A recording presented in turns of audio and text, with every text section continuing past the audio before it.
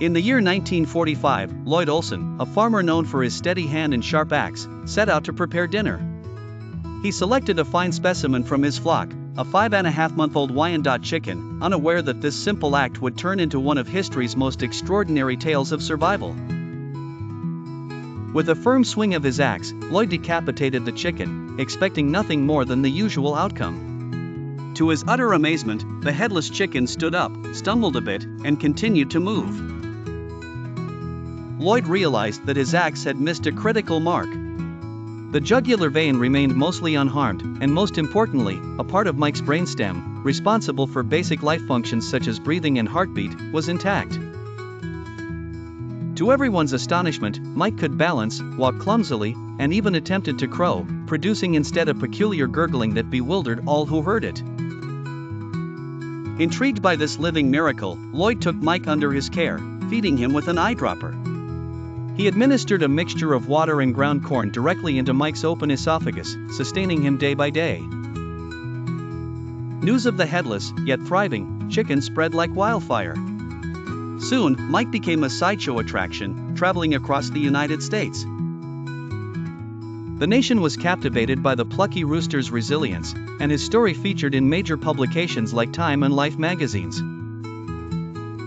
Miracle Mike the Headless Chicken earned considerable fame, generating a significant income that afforded Lloyd and his family a comfortable life during an era when money was scarce.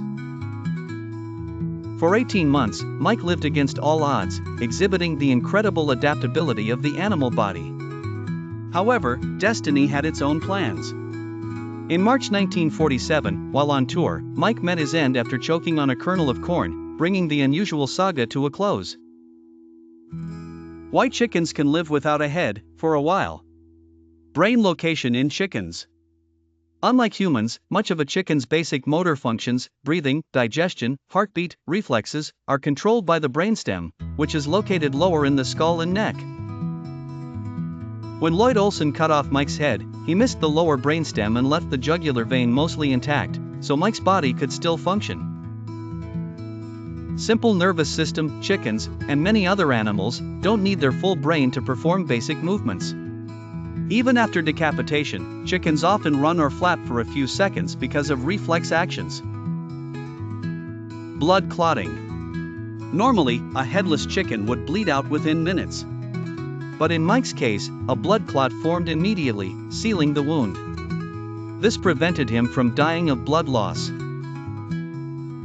Feeding and hydration. Since Mike couldn't eat on his own, Lloyd Olson fed him by dripping milk and water mixed with ground-up corn directly into his open esophagus with an eyedropper. Without this special care, he wouldn't have lasted more than a day. What Mike could and couldn't do. Could walk around, balance, make gurgling sounds, peck movements. Couldn't see, crow properly, eat on his own, or think beyond reflexes.